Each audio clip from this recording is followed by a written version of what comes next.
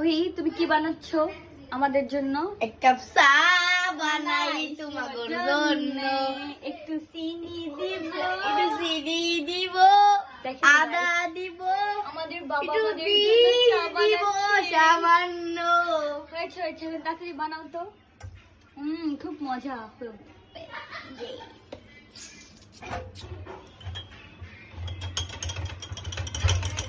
हो गया ओरे ओरे खिला रे ओरे ओरे ओरे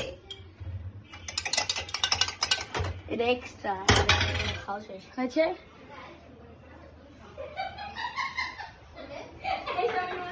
হ্যালো গাইস,